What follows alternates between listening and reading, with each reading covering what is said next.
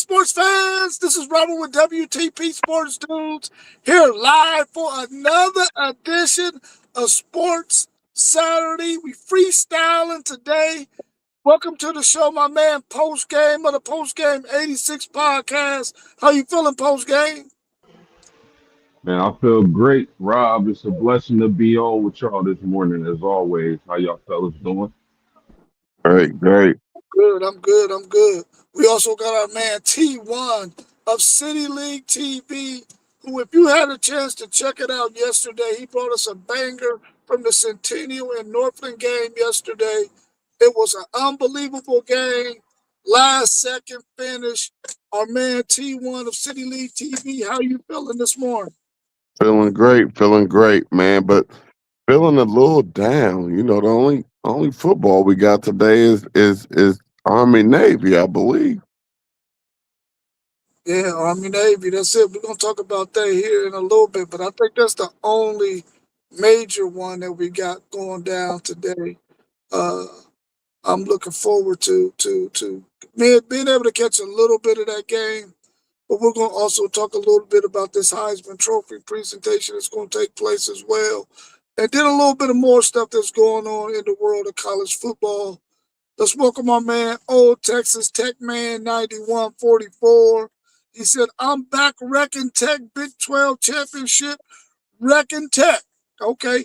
We feel you, old man, Texas Tech. Listen, y'all. What do y'all think about this matchup today with Navy, Army Navy, our military playing in this game? I think last year Army might have surprised Navy because I picked Navy to win that game. I think. What's your thoughts on this matchup with them? I'm more interested in, I believe it's Navy. I'm more interested in looking at Navy's helmets. You know about the helmets? No, no, Nope, Rob.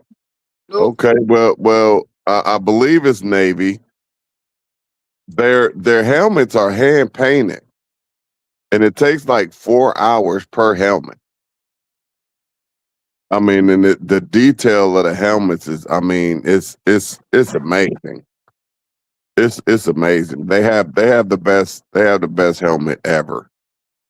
For this game. I think they just started a couple of years ago, but it's always it's a great rivalry. It's actually always a good game to see, just because it's Army Navy, and you're gonna get a good one. You're gonna get a banger. You're gonna get some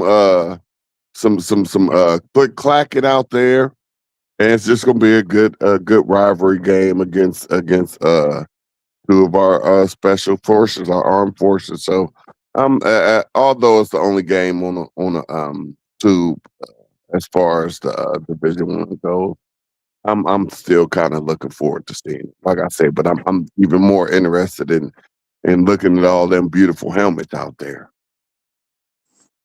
For sure. Um, Shout out to the military academies, man. Army and Navy doing their thing. We appreciate y'all, what y'all do for the country, for sure, for sure.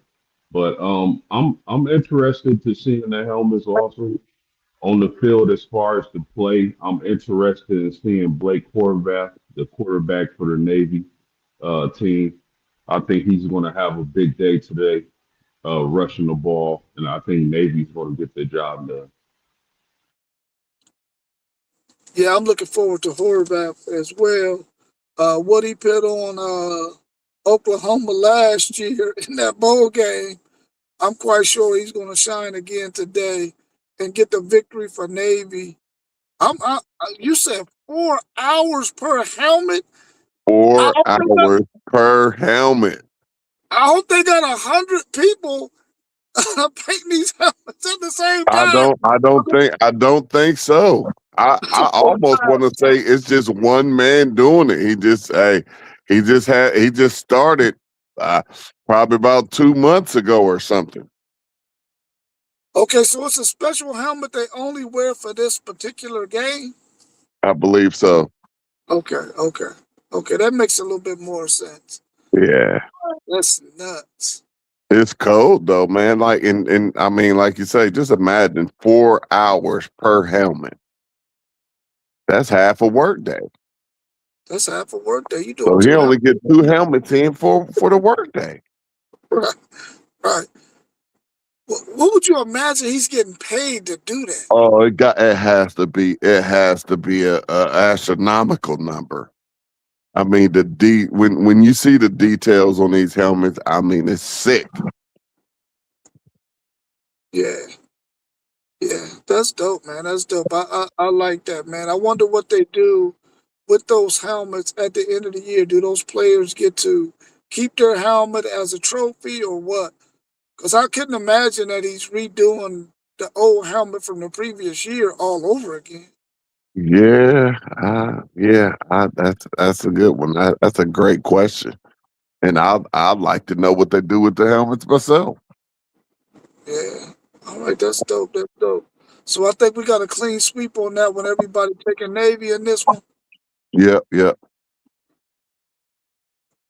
Yeah, man. Yesterday, man, I was kind of disappointed in the Bolitnikov Award. They gave it to I think Malachi Lemon, I think is his name from yeah, UNC. yeah. And I mean, I don't I like to get y'all's opinion on it, man, but I felt like there was no way. I don't care if Jeremiah Smith had less numbers than anybody in the country, bro. The reality is he's the best wide receiver in the country. How could you not give him that award? But what's your thoughts on that? Malachi Lemon winning the Bolitnikov Award. And do you think Jeremiah Smith should have hands down got that award? What y'all want me to go on my rant first? Yeah, go on your rant, bro. You got the right to rant on that one. Boy, oh boy. One thing I will say is, I guess we can use this as motivation because you can, they and he wasn't invited to New York, so it's a whole nother double smack in the face. I appreciate him inviting saying, but to say that Jeremiah Smith isn't not I'm not even going to say the best receiver, but to say that Jeremiah Smith isn't the best football player in college football is just absolutely ridiculous. To not give him the award to the best wide receiver in football is absolutely ridiculous. He can get the award just off of his body type. And just for being he just turned 20 years old, man. He just turned 20 years old last month. He's been playing the whole season at the age of 19. Last year, so that means last year he was 18. He was the best wide receiver last year as a freshman.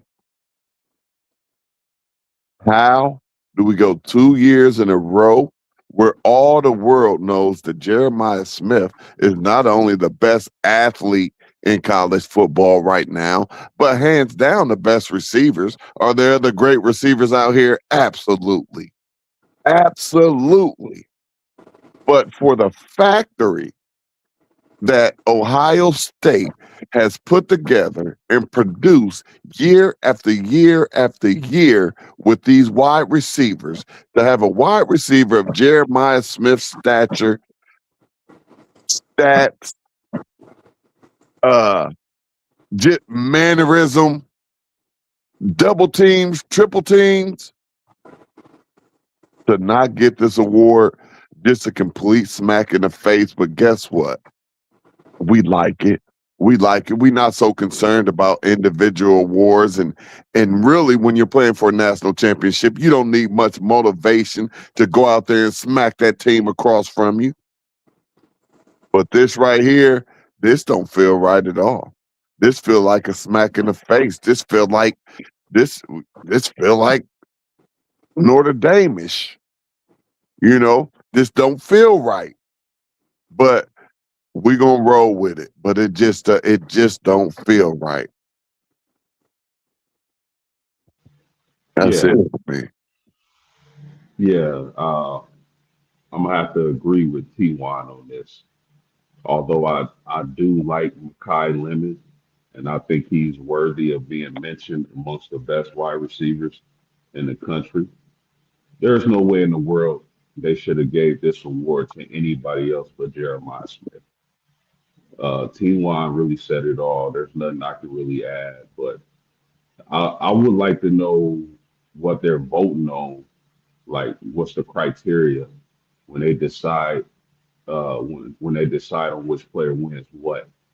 Uh, because if you, I mean, Jeremiah Smith is just simply the best wide receiver in America. Anytime any team plays Ohio State, the first question is always, what are we going to do with Smith? I mean, it got to be. I thought he was deserving. I thought he should have been in New York. I thought he should have won this award. So, um, moving forward, I would like to know the criteria and if the voters stuck to that criteria. Because Jeremiah Smith is just simply put it, is just the best wide receiver in America. Easy. Right, and posting that just reminds me of something you said a few podcasts ago, where you said you like for them to open up the door to that college football playoff room, and like we want to like, what do y'all like? Who are making these decisions, and how are you coming up with this? You have, as we say, the best wide receiver in college football. He's getting double teamed and triple teamed. That defense is game planning around this wide receiver, and his numbers are still better than the person that you gave the award to, the player you gave the award to. That's just ridiculous. I want to know how did y'all come to this conclusion when all of America has been saying for the past 2 years Jeremiah Smith is one of the best athletes in college football, not just the best wide receiver. He could have won it as a freshman. I'm so sick and tired of he'll get his chance. So what? I guess they just gonna wait for him next year and give it to him his junior year when it's his last year in college football, just like saying out here balling. He's a redshirt freshman. There's no way we can give him the Heisman. He just have to wait his turn. Ain't no waiting your turn. If you out here on this field and you balling, you deserve a award if you're the best at your position out there. Yeah, I totally agree, man. I don't see how they messed this one up. I mean, when you look at all the awards that was given out, the players who we felt should win those awards, they got their awards. He's the only player who did not get his award, man, which is crazy to me. I'm like, Rodriguez got his award. Um, Caleb got his. Caleb got his. That they spread a little bit of wealth, I guess, with the quarterbacks a little bit. Mendoza got his. Hold up, time out. Rodriguez. Say it Who got again. the linebacker? Rob, my Reese didn't get that linebacker Nah, award. the linebacker from Texas Tech got it. Uh, Oh, really? yeah, which he put up amazing stats. So we could see him getting it. Yeah, Um, he ain't got to share tackles with two defensive ends, two defensive tackles, a whole nother a linebacker, and more safeties. yeah, that I Oh, mean that good. that The is hate is true. real. Yeah, that is true. But I mean, They Rodriguez put talking up some about numbers, they bro. they talking about Arvell Reese going number 1 overall. Yeah, yeah, I that's haven't how. heard nothing about that guy going number 1 overall. Yeah, I feel your pain on that, but I really can't argue too much about Jacob Rodriguez winning that award though, bro, because he put up some amazing stats. Yeah, and with a lot of these awards and a lot of these teams, you're gonna be able to put up stats like that. You know what I mean? when Yeah, when you're the head honcho on that defense. yeah. I feel you on that. I feel you It's on all that. good. It's all good though. It's all good though. I'm quite sure that both of those players would use that as a little bit of extra motivation. Like I said, not that they need any more motivation. Right, right. Let's talk a little bit about Michigan and their situation. We've seen that the one player from Michigan, Ludwig, uh, got released from his NIL deal, and he's going to be transferring to Texas Tech. Do we see more of this happening at the University of Michigan following what took place on Wednesday evening? Go ahead, post. Yeah, I'm sure there'll be some players to defect from that squad as the transfer portal opens up a little later here. I can see that. You know, they lost their coach. Um, it's another stain on the University of Michigan. Although I think they'll be able to rebound as soon as they name their coach. Which who knows who the next coach would be at Michigan? They better make a great hire though. So I definitely can see some players defecting and hitting that portal once they get the opportunity to go.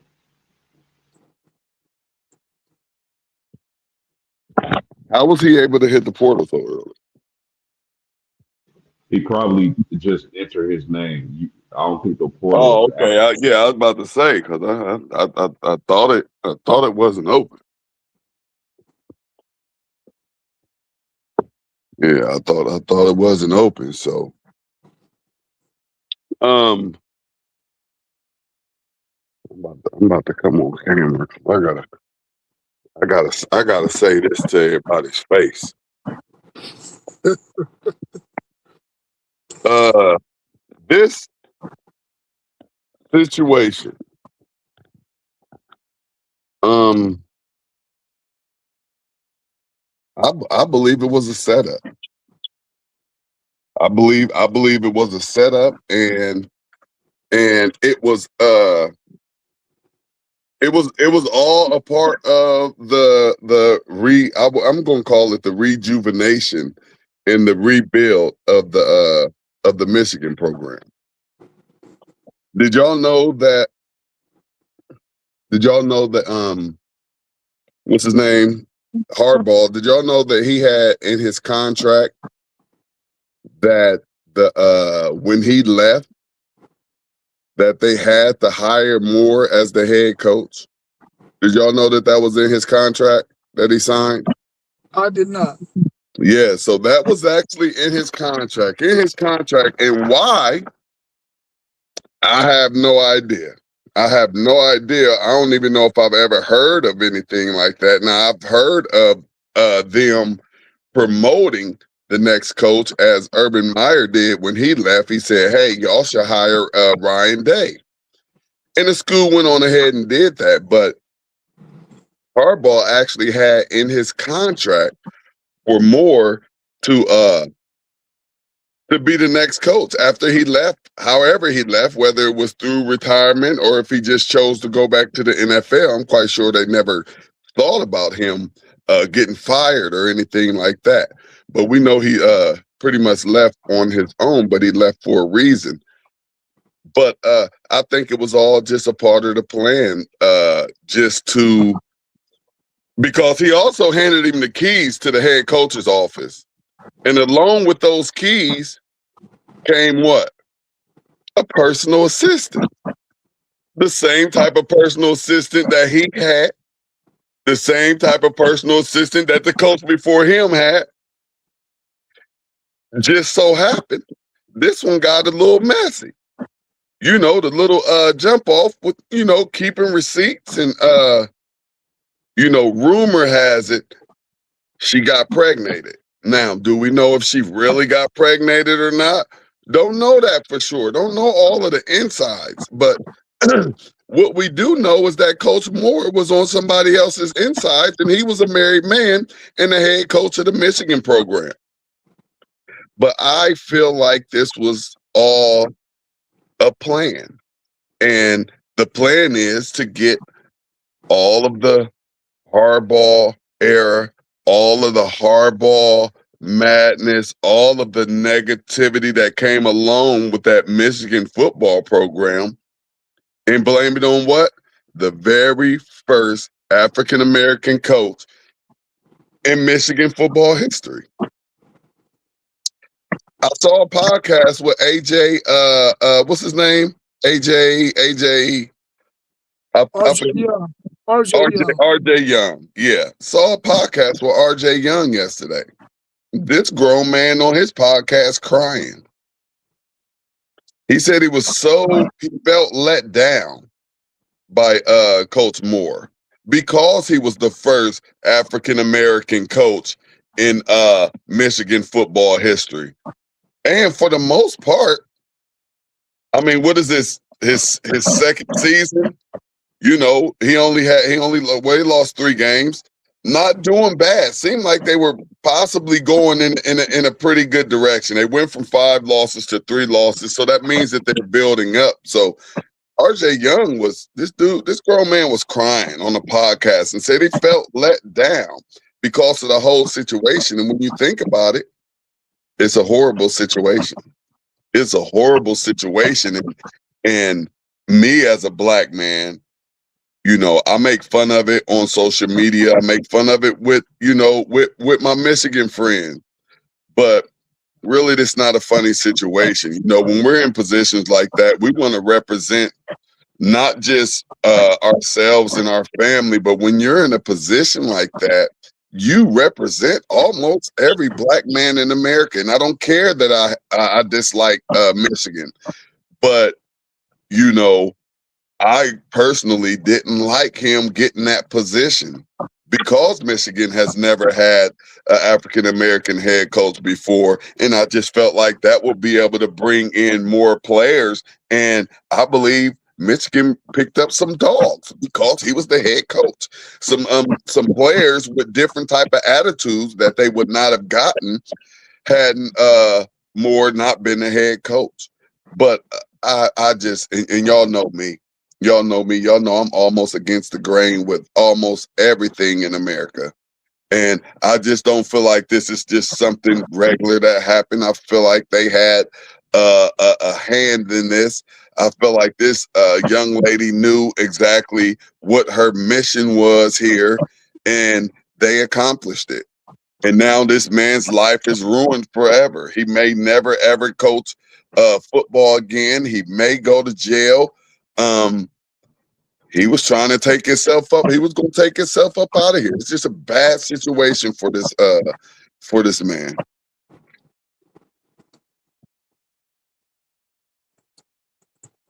What's your thoughts on that post game of Michigan probably losing some more players to the portal because of the loss of their coach?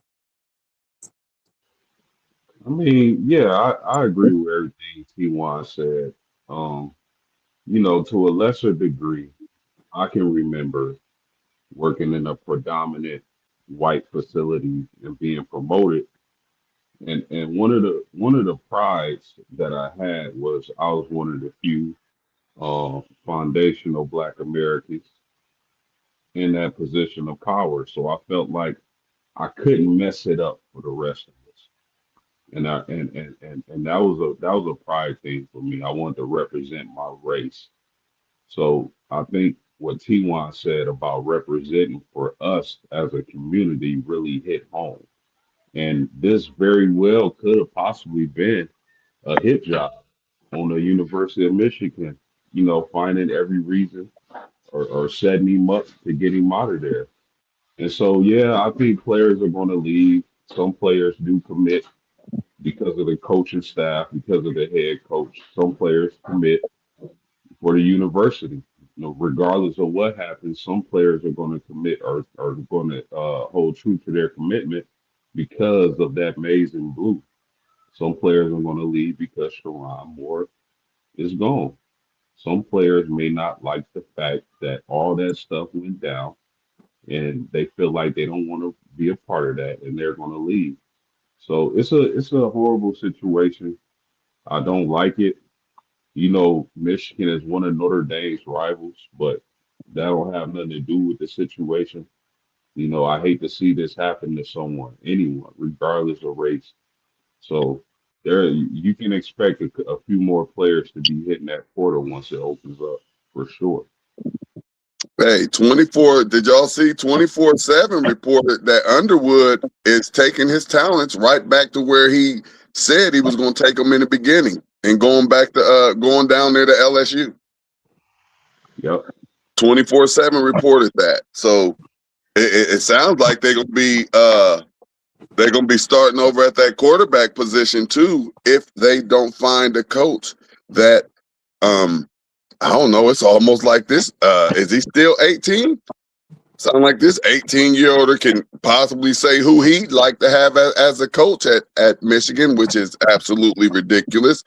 But if 24/7 is correct, and they are a certified and very valid source, that could be a hit and a domino effect in up there up north. See if any of them running backs leave. See if any of those commits leave and pull a Julian Sang. Because remember, Sang he was committed. He was there. He was there.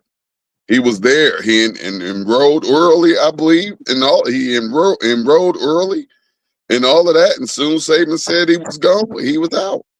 So these commits who have just signed their letters of intent, it's going to be interesting to see how many of those players get up out of it. And there's quite a few of them that we had a chance, we wouldn't have mind getting. Yeah, I know. I hope that if Michigan already had in their mind that they were probably going to let Sharon Moore go, they should have already had a coach in succession to that. They should have already been reaching out to someone. And now that Cal Whittingham has said that he is going to step away from coaching the Utah Utes after their bowl game, but he's not retiring from coaching, sort of, adds a little bit more suspicion to will he end up at Michigan after he leaves from Utah? Because I'm quite sure he wanted to get out of that situation at Utah, even though he liked coaching there for all the years that he has coached there. I think he feels like he can go and win a championship somewhere else because he's not going to be able to do it at Utah. I believe Michigan has quite a few players that Texas was in the running for, uh, uh, recruit wise, and not that I want Texas to cash in on Michigan's misfortune, but if they do, I would definitely take that Malachi Lee kid who plays on that offensive line because we need some offensive line help. And I think they got a linebacker or a cornerback also that we were interested in. But I don't want us to capitalize on Michigan's misfortune. Hopefully they can go ahead and get that thing figured out, man, because if they lose Underwood, that means they're going to lose some other skill position players and possibly some linemen as well. Because players who are going to stay usually will stay if that quarterback is going to stay because they can see that they can still have a really successful season when you know you got a good solid quarterback. So I'm anxious to see if Underwood is really going to take his talents to LSU or not. I know that 24/7 has reported that, but we got to wait and see if it really, really, truly happens. Because I'm quite sure that young man was probably uh, having some mixed emotions about the fact that his coach would no longer be there, and he probably may have done something or said something that made people think that he would be willing to part ways with Michigan and head over there to LSU. But hopefully they get that thing figured out because Michigan is a blue blood program, and we always have said on this show that we want to see them in the thick of things because college football is better when Michigan is really, really good. Rob, if you don't think that an Ohio State Buckeye fan would love to capitalize off of Michigan's stupidity, We want it all. We want it all. If we could, we go out there and take seats out the locker room. Whatever we can get that affect that team up north, we want it. And we might not even use it. We just don't want them to have it. Hey, that's the position you're supposed to have as an Ohio State fan. Hey, listen here. You talking about you, man. Listen, man. And look, we even want other people to come up. So we want y'all to get the couple of players that it was down to Texas and Michigan. We want them to go ahead and already have their mind changed and say, I knew I should have went to Texas. This ain't nothing but a sign. I'm out of here. Yeah, hey, I feel you, man. That's the way you're supposed to feel as an Ohio State fan. Let's No, let that's the way you're supposed to feel as a recruit. If you was down to Texas and Michigan, and you woke up one morning and you just thought that God talked to you and told you you should go to Michigan. Then you sign your letter. And then 3, 4 days later, you find out that Michigan is up there Michiganing. And now you thinking like, man, did I make the wrong decision? And then you get to thinking about, they just got caught up in all of this cheating stuff and all of that. And all my friends laughing at me about that, man. I think I made the wrong decision, man. I'm going to Texas, man. What you want to do, homie? What you want to do, Post? You want to, hey, you said you was you was close to Texas too. Let's go. Out. I want them to, hey, let's go.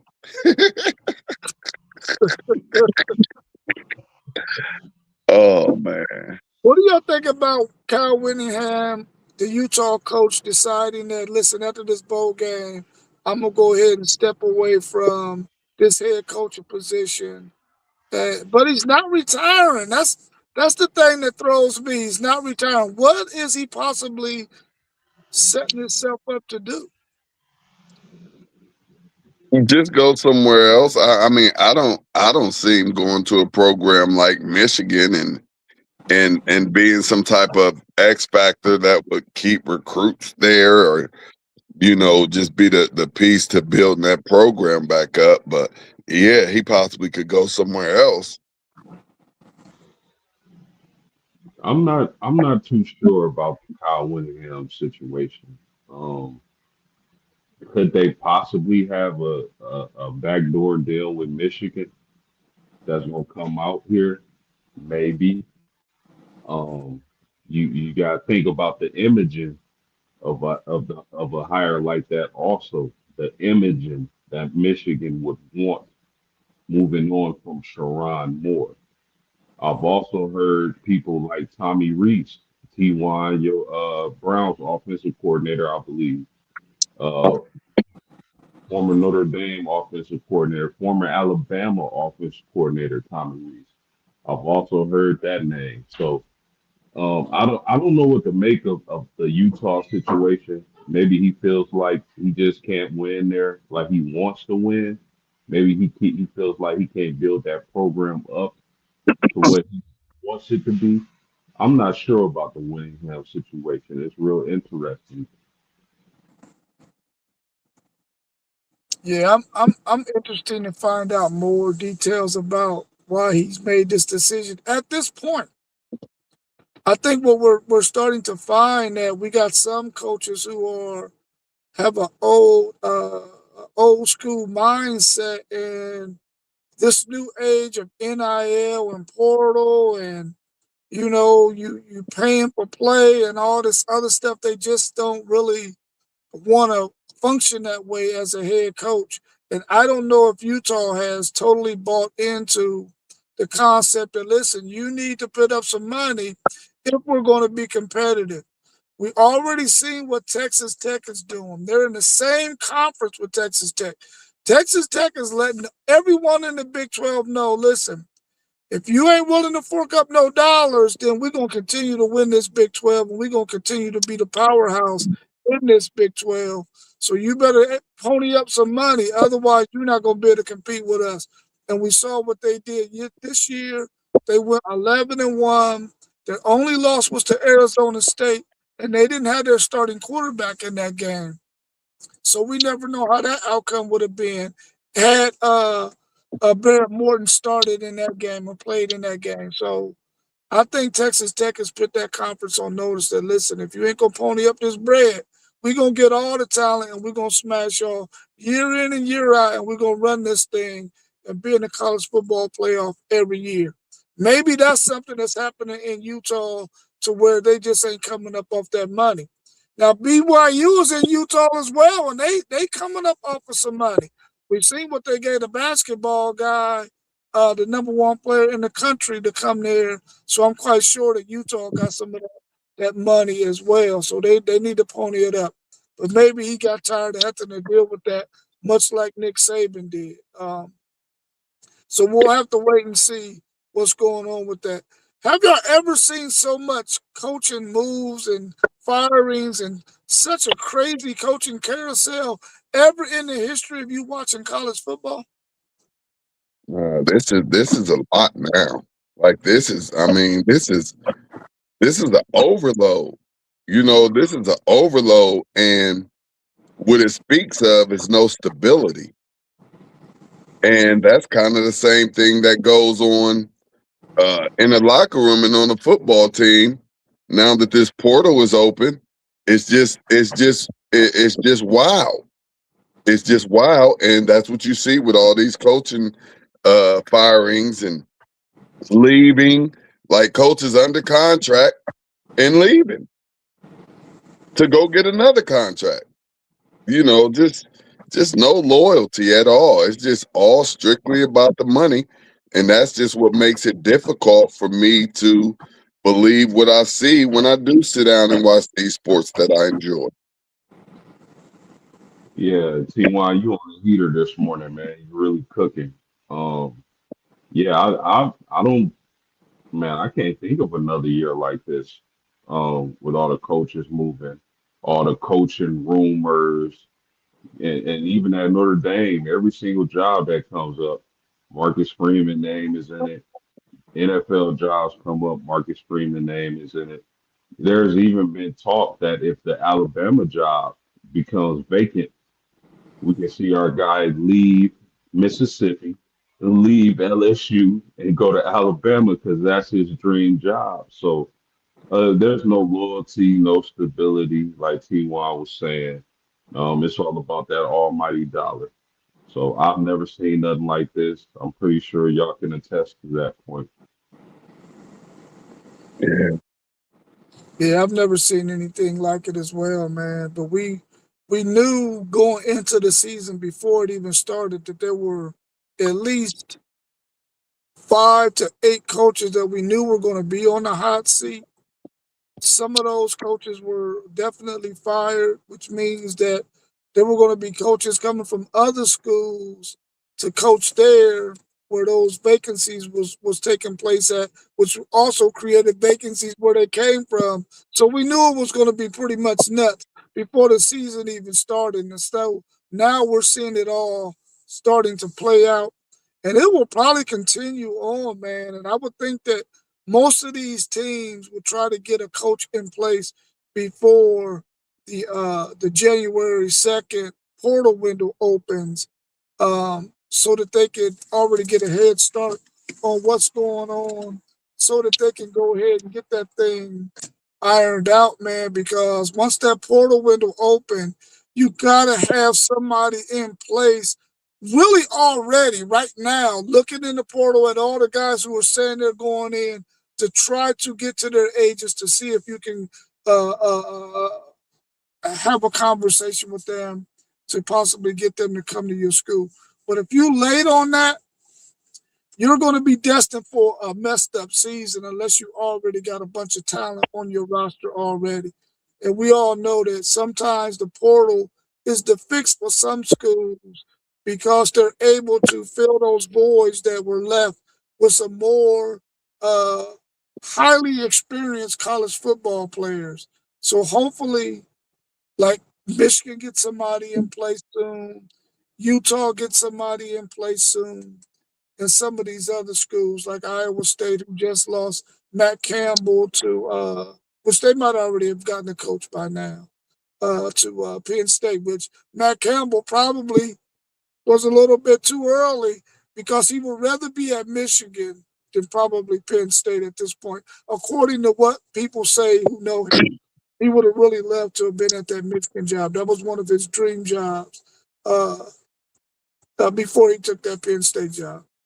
Hey, they showed him and his family walking into the Penn State Happy Valley Stadium yesterday, and he looked pretty happy with where it was at to me.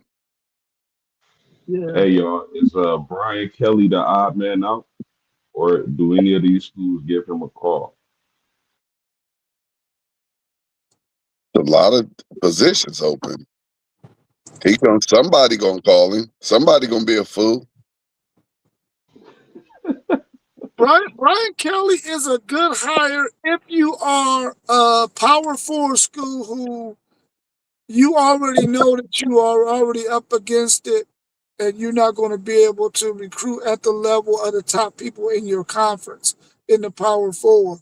I would hire Brian Kelly if I'm one of those schools like that. Um, I wouldn't just let that guy sit out there and be dormant because he can coach. He's just not ready for the LSUs of the world, the Notre Dames of the world, the top notch Power Four schools. I don't think his personality is conducive for that kind of job. But he could go to somewhere like, say, if Bill O'Brien decides to leave Boston College, he could go to Boston College and be a good coach there. Uh, Places like that. I think somebody should take a chance on him. I mean, if I'm Iowa State and I don't have a coach, I will call Brian Kelly.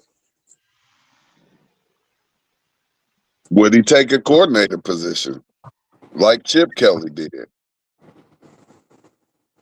To be honest with you, T. For if I a was a year, head for a coach, year, and he wanted to let a whole nother year go by and think about, what head coaching spot he wanted to go get or what next move he wanted to make.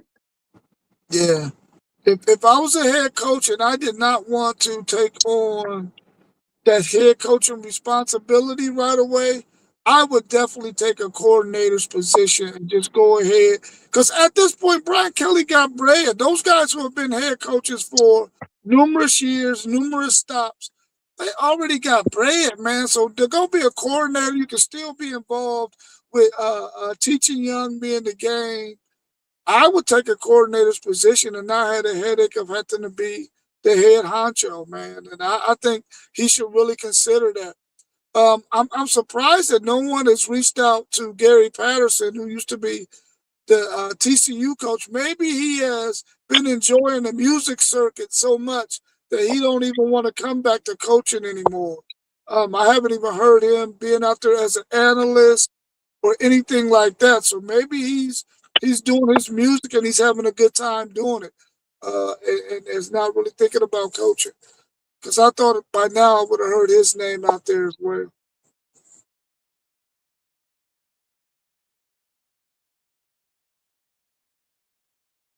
Post game, you think that Brian Kelly should take a coordinator's position? I'm not sure because if you're gonna take a coordinator position, that means you won't your check won't be as big. And how does that affect his buyout payment? You know what I'm saying? If he was gonna be a coordinator, they still got to negotiate the buyout, right? Yeah. Yeah, I But guess so. That's a good point. did they fire him or did he leave? Oh no, he got He got, barbecued. he got fired. Yeah, he got fired. Yeah, so they just got to give him his guaranteed part of his contract. That's on them. They said they chalked that up when they fired him. They said, "All right, we're gonna lose this."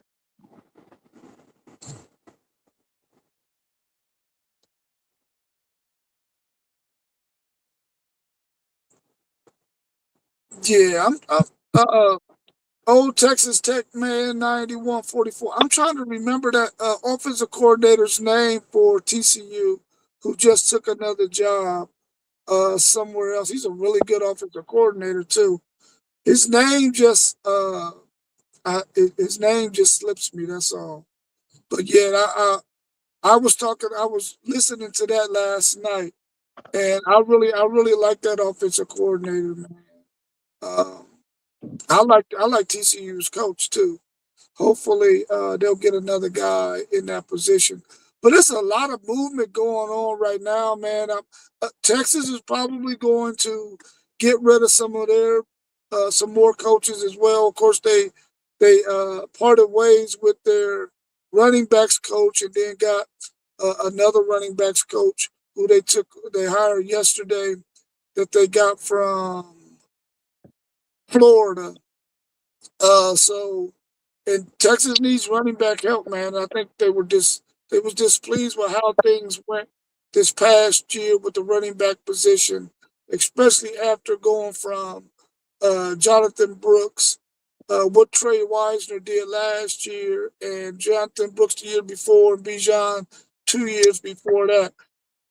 But I think Texas got some other position coaches, maybe even some coordinators that might end up uh, after this bowl game not being on the staff.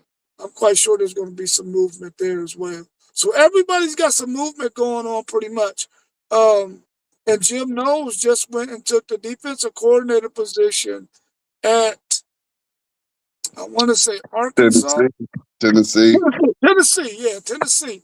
So listen, Texas got Tennessee on their schedule next year. Now, the thing that I'm not concerned about is the fact that Jim Knowles is there and it takes a while to learn his system. But once his system is learned in a year or 2 or 3 years, that his system gives Steve Sarkisian nightmares. So we play them next year. I'm not going to be so worried about it next year, but when we play them again after that first year under Jim Knowles' defensive system, it can create some issues. And he hasn't fared well against Jim Knowles in the past. Dang, so he was beating y'all when he was at Oklahoma State? Oh, his defense was giving us fits at Oklahoma. Now we beat them a couple of times, Uh-huh. but But they beat we y'all a never. couple times too? Yeah, man. Yeah, I Oh, mean, dang. listen, like to the tune of like 30-0. we got our Dang. foot on it. Dang. Yeah, yeah. He gave us some fits, man. He gave us some fits. That three high safety gives Steve Sarkisian some fits, especially when it's ran with. Yeah, but Especially when it takes a 2 to 3 years to get it. yeah, yeah. That It took us 3 years. It don't look like Penn State got it last year. nope. So my guess will be Tennessee ain't gonna get it this upcoming year. Yeah, yeah, yeah. That's true. Let's go ahead and get to the point where we get ready to wrap up the show. Let's talk about this Heisman that's going to take place tonight. Kendall Browse went to South Carolina as the offensive coordinator. Thanks for that, old Texas Tech man, 9144. I couldn't think of his name, but Kendall Browse, he's one heck of an offensive coordinator, man. One heck of an offensive coordinator. So we know who the four finalists who got invited to New York, and we all agree that Jeremiah Smith, even if you don't think they should have had five people there, in this case you gotta have Jeremiah Smith there as the fifth person. There's no way you can leave him out. We all know, everybody in the country knows that this guy is the best college football player the last 2 years, in my opinion. But we know the four guys who are going to be there: Diego Pavia, Mendoza from Indiana, Sam from Ohio State, and Jeremiah Love from Notre Dame. If you are a voter, who gets your vote to be the Heisman Trophy winner for this year? Well, it seems like they've given it to Mendoza already, and with that cast up there, I actually would go with Jeremiah Love. I would try to pacify if I'm this committee. I would try to pacify Notre Dame with a Heisman, something that they haven't had in a very, very, very long time. So y'all know how I think about things, man. That's why I can't wait to get my somebody else podcast jumping off. Cause y'all know I almost go against almost everything. But I say, you know, if I'm directing this movie, I got it going to Jeremiah Love and showing Notre Dame some love, and Notre Dame not so upset with the NCAA anymore because evidently Notre Dame they pulling some weight. You know what I mean? So uh, I'm going with Jeremiah Love. Uh, Would you good like point. that? How would you like that post game? How would you like if your running back came brought the Heisman home this year? Well, we popping bottles. We popping bottles, brother. Yeah, yeah, yeah. See what I mean? If I'm on a committee, I'm trying to convince everybody. Everybody talking to me about my Mendoza. You know I'm in there. I'm in there going against that grain, trying to convince everybody. Like, look at here, man. Come on, this dude. Yeah, he nice. You know, he nice. He just came from nowhere, man. Jeremiah been putting the work in. You know, so I really feel like he's more deserving of it than a quarterback of a 13-0 Indiana Big Ten championship team. It all comes down to me, and I made a video on this on my channel. But if you look at the quarterbacks, all of them great seasons. I can't take nothing away from the QBs. But if you compare the quarterbacks to past winners, they're not putting up those mind blowing stats that past winners did. 40 touchdowns. Sane did my fault post, but Sane did. Sane just completed the best completion percentage in a very very long time, and his numbers were better than Mendoza's. But go ahead. Sorry about that, bro. Yeah, So and you're yeah, right. go with You're what you're right. saying. Yeah, those numbers ain't eye popping. You absolutely right on saying as far as completion percentage goes. Absolutely. I can't take nothing away from him. But if you looking at the past winners, they had 40, 50 touchdowns, close to 5,000 yards in some cases. None of the quarterbacks have that. Um, every 10 years, I believe, a running back wins the Heisman. This is the 10th year since the last running back has won the Heisman.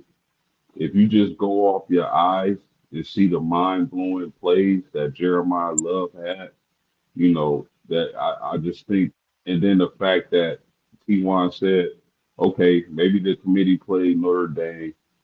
Maybe we make up for it with giving them the Heisman this year. So I think the favorite coming in today is Mendoza, just for the fact that Indiana hasn't had a season like this probably ever. Nobody expected Indiana to be one of the premier teams in America. Oh, okay, I get it. But if you're just talking, wow, Mel Kiper got this kid as the number one draft prospect in next year's NFL or this year's NFL draft. So I think somehow, some way, the quarterback split the vote up, and Jeremiah Love brings the Heisman Trophy home. But post, you made a good point too. The other former Heisman's that's up there on stage. You know, they got to be looking at these quarterback numbers like these ain't Heisman numbers. You know Exactly. what I mean? Like for real. Even with my quarterback now, if you do say a quarterback, then you gotta go over to the quarterback who just completed the best passing completion percentage in the history. Yeah. Then you And have I think then you have to think about that. If you were to say we're going to choose the quarterback, I think it will have to be that one. Even though this one is undefeated, their numbers are the same. I think yep. Stevens might be, he may have just a couple of more yards or something, but you know, and then Mendoza has, I think, 3 more touchdowns. Bruh, can I'm you giving it to Love. real quick before you cook, Rob? I just want to say this, bro. Can you imagine the numbers that saying is gonna have next season? Oh yeah, it's going down. with Schmitty. It's Bro, going. people forget this is his first year starting. So I'm gonna be looking forward to seeing the kind of numbers he has next season. But go ahead, Rob. My bad. Oh, no, you fine. You fine.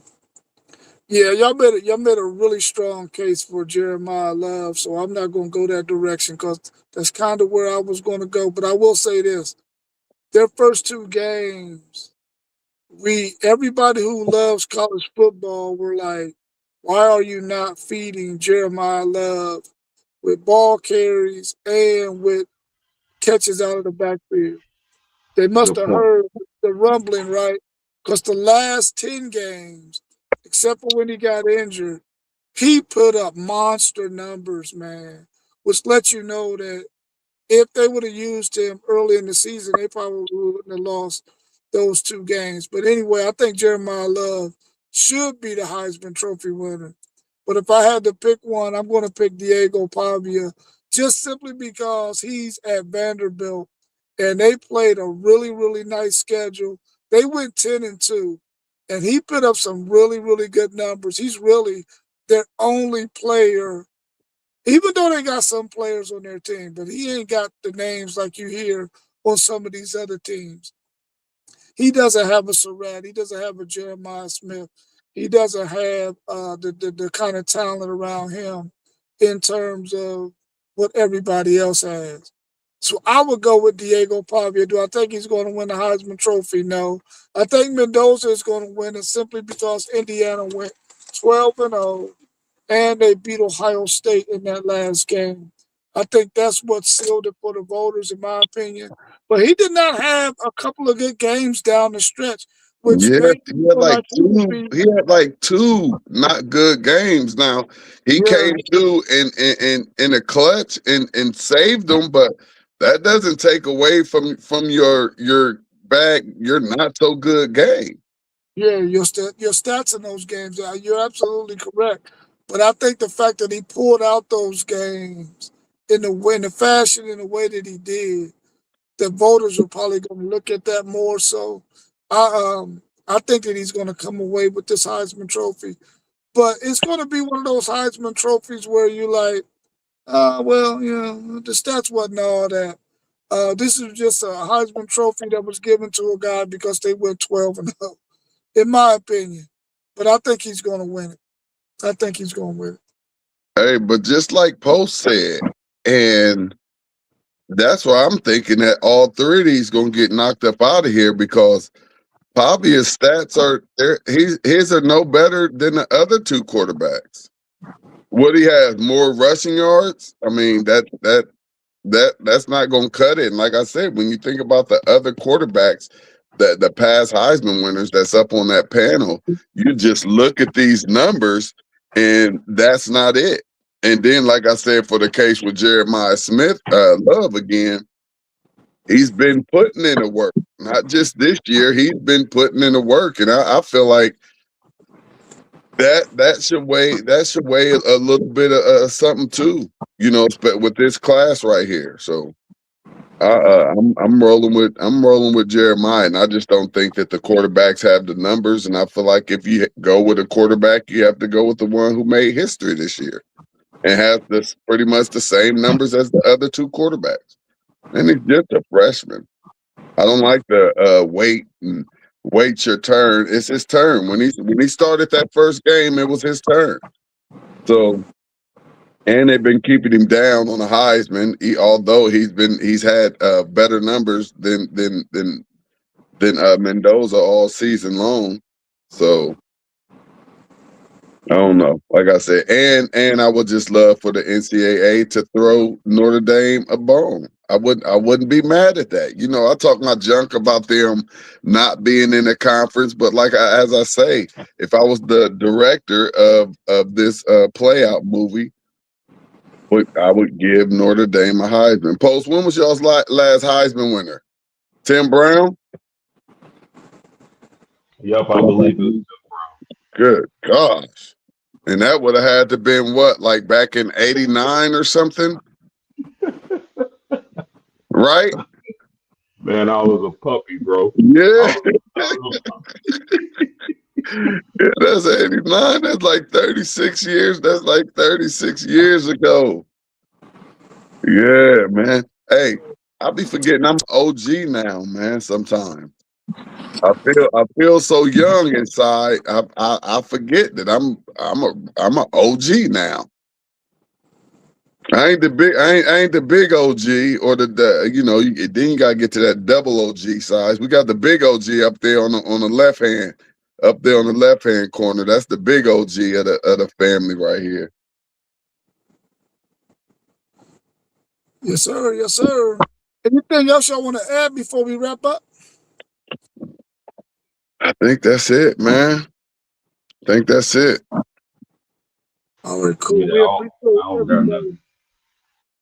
All right, cool. We appreciate everybody tuning in. Make sure you hit that like button and subscribe. Share our videos. Tell all your friends and family members about us so that they can subscribe as well. We're really trying to grow our channels to the That's point right. where YouTube shows us a little bit of favor and monetizes us and allows us to, be able to get better equipment, all kinds of things we want to do because we're really trying to bring you as much content as possible.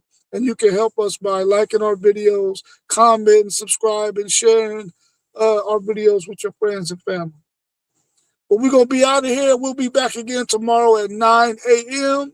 So tune in tomorrow for our Sunday conversation talking sports. All right? All Y'all right, know y'all. We what it out. is. WTP Sports Dudes. We was in the building. Now we out. Peace. Peace. Talk to y'all. Y'all fellas. One time.